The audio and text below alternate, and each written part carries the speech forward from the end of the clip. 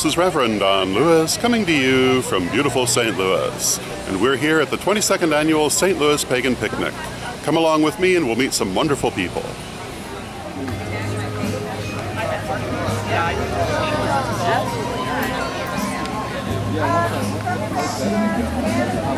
Hi, I'm Shea Morgan and I'm with Spirit's Edge. And can you tell us a little bit about what Spirit's Edge is? Absolutely. We're a spiritual community, so we do both in-person rituals, online rituals.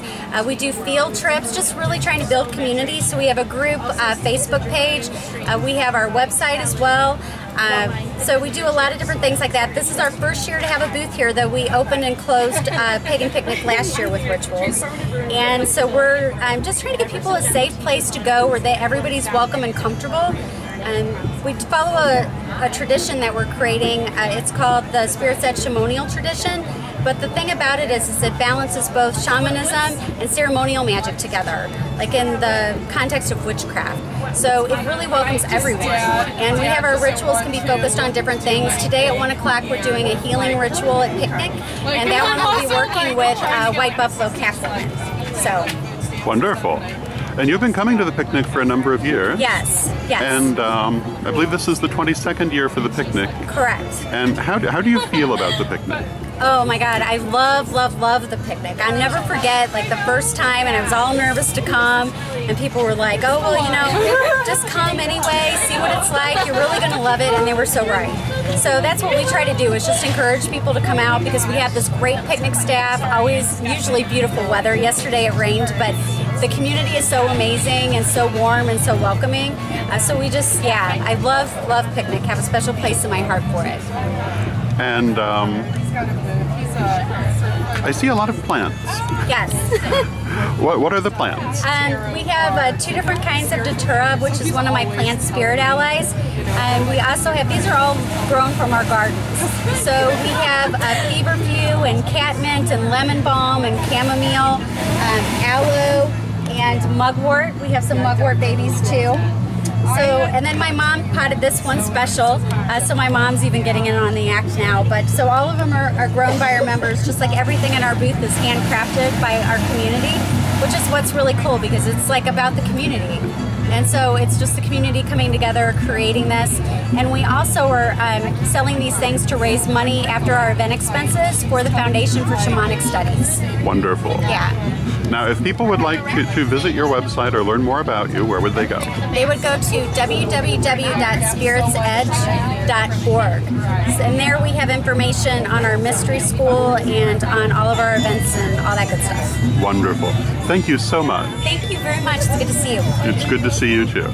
Hello, my name's Lee. This is my friend Kathleen and Lisa. Hello. Here's Tina. And we're part of Streetlight. Streetlight. Tina and I have been doing spiritual paintings. This is a painting done by Tina, and her interpretation of the painting, this was for Pastor or Reverend Don, that the's a mighty rushing wind, like a straight line wind, that, go ahead, tell your interpretation. Okay. That's really loud. Yeah, we should let that pass by. Let's let that pass, and then I will. I wasn't there. What I was trying to do was kind of tap into the energy of the universe, the creator, get a picture of what he wanted to say to Reverend Don, and then try and capture it in paint. I saw Reverend Don as a rushing mighty wind, a lot of power. Oh, there's sparkle in there too, I love it. But I just felt like as he seeks more light will come to him. The Creator wants to give him more revelation, and as he adds revelation upon revelation, whoosh!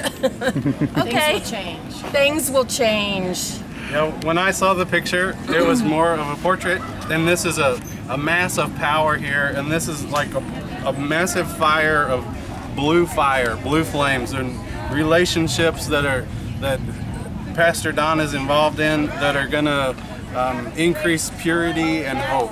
Yeah. And I didn't do this one, but it's interesting when we get a different interpretation how different the paintings can be. But we saw the same thing, because I saw a whirling wind like a whirlpool drawing you in. So we were in agreement, even though we would have pictured it differently. Wonderful. I should mention that Lisa is our teacher, and we just love her, we adore her, and we're just happy to be here at Pagan Fest 2014. Woo! Yay! And can you tell us a little bit about your organization? Yeah. How much do you want to know? Not more than 10 minutes at a time. Well, That's a lot of time. well, what we like to do is we like to release our gifts that we feel like the Creator has given to us, to bring encouragement, to bring enlightenment, to help people make a step into a new transition, into a new season. And we like to put people in touch with the Creator and with their purpose and their destiny, and really connect with them, and maybe even connect with them on a level of love that they haven't experienced before, and validate them and make them feel accepted. And whenever there's any impure words or things that have been spoken, because our words have so much power, we like to annul those and speak positive energy, and maybe have those take the place of what had been spoken, and release people from things they believe that were possibly lies about themselves, which happens all the time, and release them from inner lies. And we interpret dreams. We do it by the ancient Hebraic model, which is a little bit different than Jungian and Freudian. And the ancient Hebraic model goes back to the dreamer Joseph and Daniel in the Old Testament. So that's a little unusual and different from what you're going to find. And we're a big family. We're very relationally based. And we have an orbital model of leadership, which is much different than what you find in the world outside of these kinds of organizations. It's an orbital model that's servant-based and relationship-based, as opposed to hierarchical. Am I saying that correctly? Hierarchically based. So even though they say that I'm their leader and teacher, they all are also leaders and teachers as well. And my job is to serve them, to get them to the next place where they're going. So we all basically serve each other. So it's a servant leadership model, which is also something a little bit different. Very good. So how's that? Is that That's perfect. good? Okay. Now, if people wanted to learn more about you, where would they go? They would go to, we're developing a website, but I have an email. It's called streetlightinsight@yahoo.com. We're also going to be at the Holistic Journey, which is in Swansea, and that'll be August 26th from 3 to 5. Very good. Doing some dream teachings. Thank you very much. Thank you, everyone. Thank you. That was lovely. Hi, my name is River Higginbotham. I am at the St. Louis Pagan Picnic 2014. The picnic has run for the last 2 days and is just now concluded. And this has been the 22nd year of St. Louis Pagan Picnic. And how was this weekend compared to other weekends? It's been very good. One of the things we kind of rated on is weather. The weather Sunday was fabulous. The weather Saturday, fabulous, interjected with 2 torrential rains. So there was some downpour and some coping with that. But on the whole, the energy here has just been really phenomenally good this weekend. Whenever you get the challenge of a rain on something like a festival of this sort, like Pagan Picnic is, the resilience and the buoyancy of the community was very noticeable. It would rain, it would come back out, it would rain, come back out, and the music was great. One of the highlights for me, caused by the rain, was that we had a community drum circle with some guests up from Gatlinburg, the band Tuatha Dea was facilitating that drum circle, and it began to rain hard, and so the people moved into the shelter, moved into the big pavilion where we had the music, and it intensified the drumming, it intensified the community spirit, and it was really probably the energetic highlight of the entire picnic was a downpour and a drum jam. Very cool. So what new projects do you have that you did not have the last time I interviewed you? Well, the newest project and the one that I'm pouring a lot of energy into these days is called The Grove. which is a new growth community that has sprung up from the roots of what was Diana's Grove Mystery School.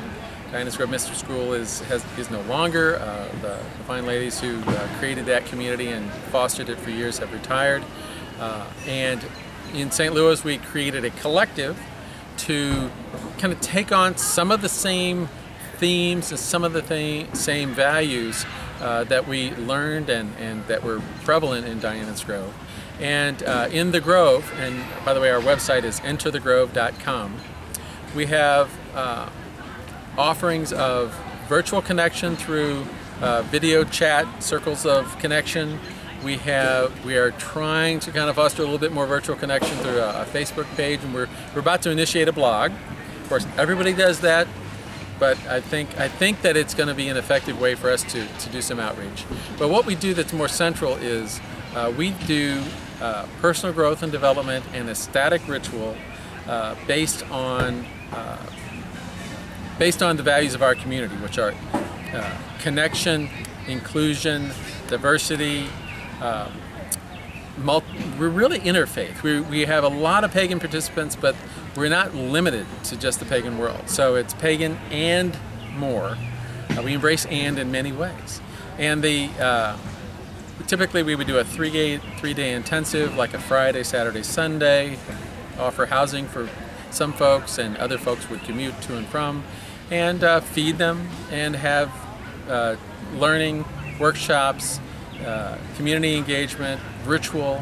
And the ritual we do is embodied ritual, ecstatic embodied ritual, where we kind of call it life-centered, where the things that from our life, our breath, our thought, our heart and our emotions, our spirit and our will and our drive, and then our blood and our bones, and everything that is us physically, all of those come together, and it's a magical alchemy, especially whenever we come together in a group, in a community, and we bring all of that into our ritual form. It's very potent. It's very juicy. Very cool. And what was the website for this again? Enterthegrove.com is the website that will give you more information about the Grove community in St. Louis, Missouri. Very good. Thank you. And will we see you here again next year? I most definitely will be at the next Pagan Picnic. I met everyone. Joyce and I come and we provide our books as authors here. riverandjoyce.com is the website for our books.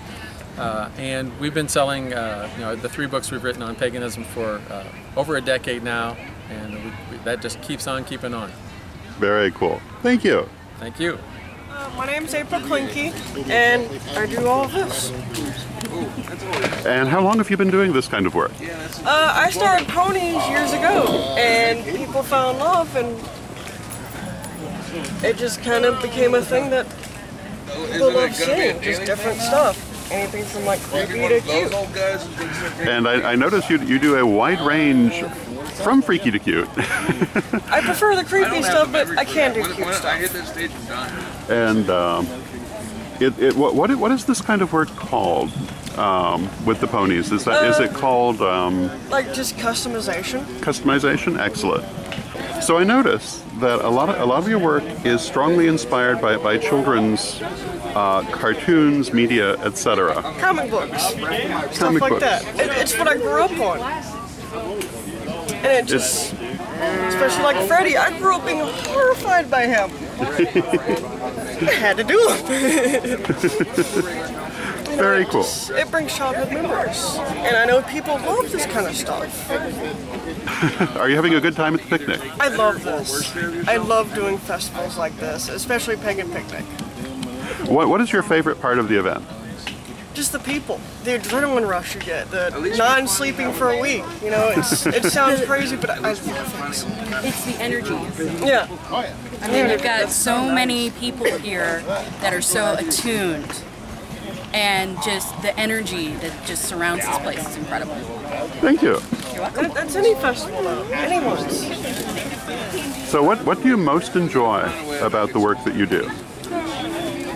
Seeing people happy.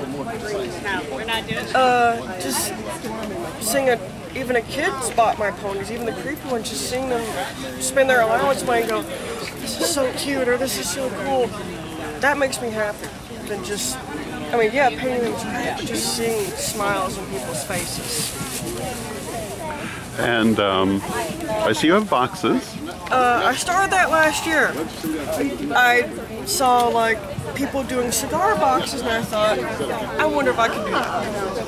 And I did. She's my first one, and I fell in love. And then I just started doing it.